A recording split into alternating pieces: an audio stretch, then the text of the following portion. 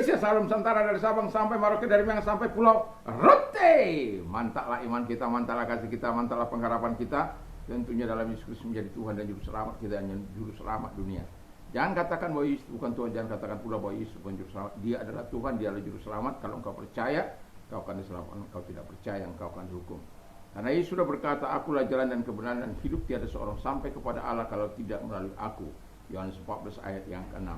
Dalam Kisah Rasul 4 ayat 12, Petrus mengatakan, dan keselamatan tidak ada dalam siapapun juga selain dalam Dia, Yesus Kristus, karena di bawah kolong langit ini tidak nama lain yang diberikan kepada manusia yang olehnya kita diselamatkan. Yohanes 3 ayat 16, karena begitu besar kasih Allah akan dunia ini sehingga Ia mengaruniakan anaknya yang tunggal, supaya setiap orang percaya kepadanya tidak binasa melainkan beroleh hidup yang kekal. Mantap.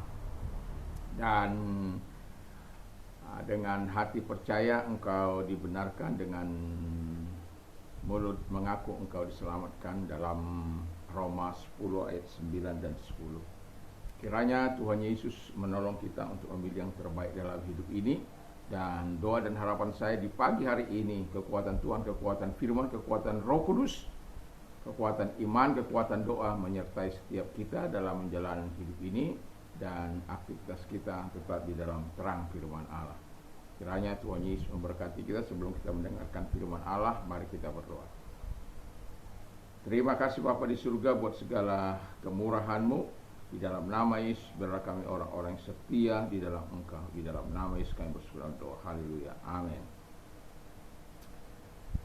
Saya akan membacakan satu ayat di dalam dalam Efesus, dari Paulus, Efesus 1 ayat 1. Dari Paulus, Rasul Kristus Yesus oleh kehendak Allah, kepada orang-orang kudus di Efesus, orang-orang yang percaya dalam Kristus Yesus. Kalau dalam bahasa Inggrisnya, Paul, an apostle of Jesus Christ by the will of God, to the saints who are in Ephesus and faithful in Christ Jesus. Yeah. Jadi di dalam ini saya memberikan dalam sebagaimana dikatakan dalam bahasa Inggris, faithful in Christ Jesus, setia di dalam Yesus Kristus. Memang kalau dalam terjemahan aslinya dikatakan bagian terakhir pistis and Christo Yesus. Kata dari kata pistois, bacanya pistis. Omikron ketemu dengan iota, maka dibaca menjadi i, jadi pistis. Kai dan itu ya, K ya. Alpha ketemu iota menjadi E. Itu dalam Inggris, dalam Greek modern. Nah, dalam kata pistos itu atau pistis itu ada beberapa arti ya, yang mengakibatkan ada sedikit perbedaan terjemahan kalau di dalam bahasa Indonesia yang lama, dalam terjemahan ini, dalam kitab suci Injil judulnya itu disebut orang beriman. Kalau di bahasa kita yang ada orang percaya, kata kita setia.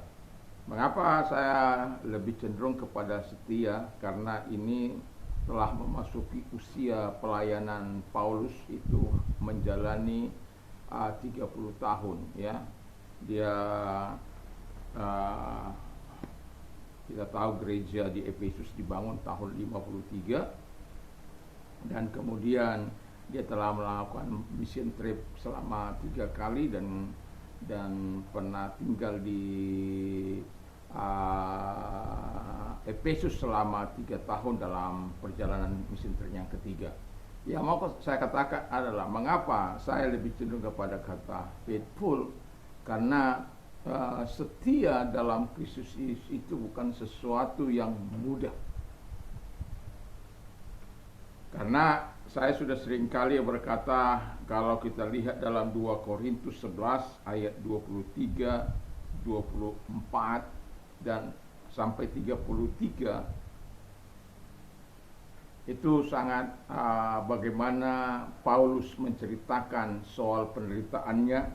Tapi baik berapa kali saya ulang ayat 23-nya, apakah mereka pelayan Kristus? Aku berkata seperti orang gila, aku lebih banyak berletih, berjerih, lebih sering di dalam penjara, diderah di luar batas, kerap kali dalam bahaya maut. 5 kali aku disesat orang Yahudi, setiap kali 40 kurang 1 pukulan. 3 kali aku diderah, 1 kali aku dilempari dengan batu, 3 kali mengalami karam kapal.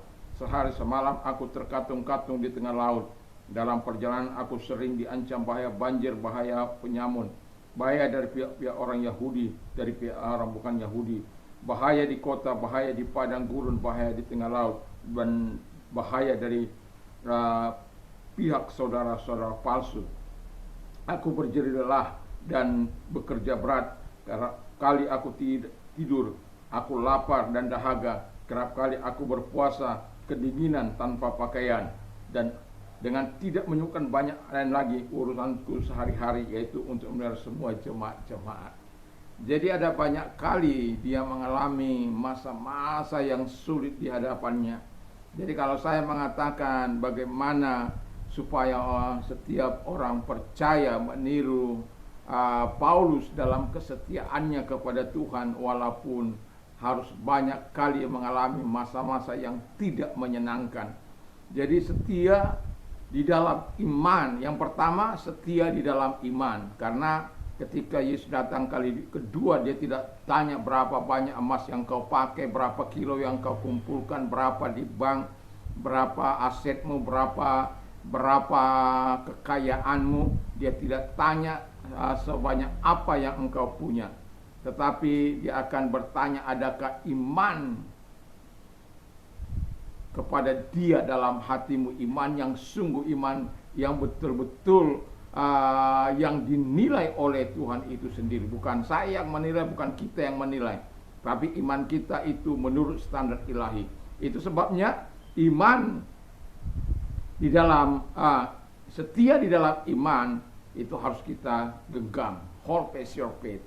Jadi genggam imanmu itu supaya tidak ada yang mengambil, walaupun ada banyak kesengsaraan, walaupun ada banyak kesusahan, walaupun ada banyak penderitaan, walaupun ada banyak kesukaran di dalam hidup ini, tapi tidak membuat kita tidak setia kepada Tuhan, tapi justru menambah api semangat dalam hidup kita ketika kita mengalami masa-masa yang sulit itu, walaupun tidak mudah. Haleluya. Yang kedua, jadi faithful do his word, setia melakukan firman Allah. Ini ya. Jadi sebagaimana Paulus Mazmur berkatakan, I have chosen the way of truth. Aku telah memilih jalan kebenaran. I have set my heart to your statute. Aku telah menyusahkan hatiku dengan hukum-hukummu. Dan Alkitab juga mengatakan dalam Mazmur 119 ayat yang ke-57, you are my portion, O Lord, I have promised to obey your word. Ya, jadi dia menjadikan Tuhan menjadi bagian hidupnya dan menjadikan Tuhan untuk ditaati dalam hidupnya, mentaati dalam firman Allah dalam hidupnya. Jadi di sini kita bisa melihat bagaimana keinginan Tuhan dalam kehidupan ini, setia dalam melakukan firman Allah. Dan Paulus sudah memberikan teladan mengikuti sang gurunya. Dan yang ketiga kata firman Allah, faithful obey God. Jadi setia ya mentaati Allah. Apakah mudah? Tidak. Dan ujian yang paling ya mungkin kita tahu bahwa akhirnya kepalanya dipenggal oleh Raja Kaisar Nero di tahun 60-an, dan itu sesuatu yang tidak menyenangkan tentunya. Tapi dia telah berjuang begitu luar biasa, dan dia setia di dalam iman, setia melakukan kehendak firman, dan setia taat kepada Allah. Bahkan ketika dia dihadapkan pada pemenggalan kepala, dia tradisi ini tidak mengatakan dia berteriak-teriak, dia bersungut-sungut. Tapi dia adalah orang yang setia memikul tanggung jawabnya. Dan memang kesetiaan kepada Kristus itu adalah harga mutlak yang tidak bisa digantikan ketika kita percaya kepada Tuhan. Dan kita tahu ada banyak orang oleh karena uang, oleh karena menikah, oleh karena situasi-situasi yang lain, jabatan dan kedudukan, kekayaan, bisa mereka berubah setia kepada Tuhan Yesus Kristus hanya untuk mendapatkan jabatan, hanya untuk mendapatkan kedudukan, pangkat, dan lain sebagainya. Tetapi Paulus sudah memberikan teladan bagi kita. Dia setia kepada Tuhan, baik dalam iman, baik dalam melakukan kehendak firman, baik untuk tetap taat kepada Tuhan.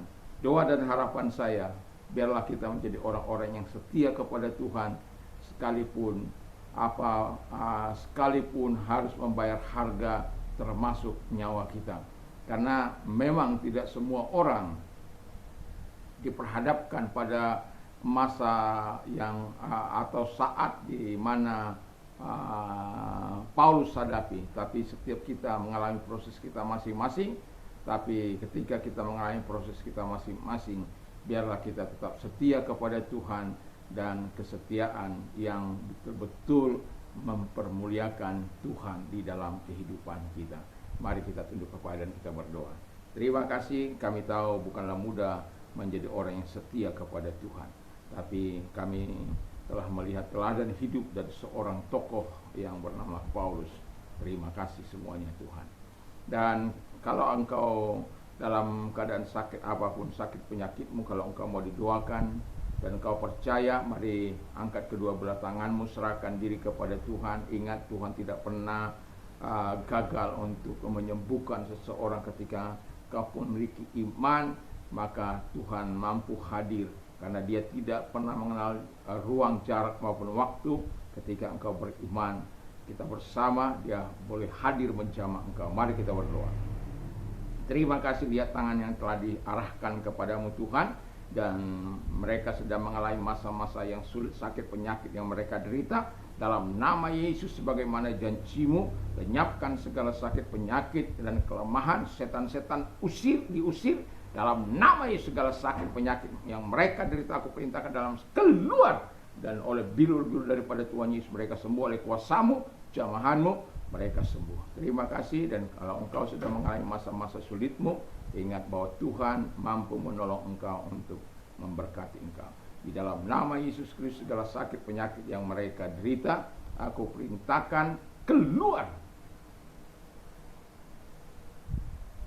Dan masalah-masalah yang mereka hadapi, dalam nama Yesus, Tuhan menolong mereka. Dan Bapa di surga, Tuhan memberkati mereka. Apapun persoalan-persoalan hidup yang membuat mereka menderita, membuat mereka tidak Tuhan tidak kuat dalam menghadapi masalah mereka, kiranya Engkau datang kepada mereka sehingga mereka boleh berkata, segala perkara dapat kutanggung di dalam Dia yang memberikan kekuatan kepadaku. Terima kasih Bapa di surga, karena Engkau mau menolong mereka, memberkati mereka. Di dalam nama Yesus Kristus kami bersyukur dan berdoa. Haleluya. Amin. Selamat pagi. Kiranya Tuhan Yesus memberkati kita, dan selamat kita beraktivitas, dan itu perjalanan kita masih panjang, dan mari kita terus menyerahkan hidup kita kepada Tuhan. Damai sejahtera Allah yang melampaui segala akal akan memelihara hati dan pikiran kita mulai saat ini sampai selama-lamanya. Mantap, mantap, mantap.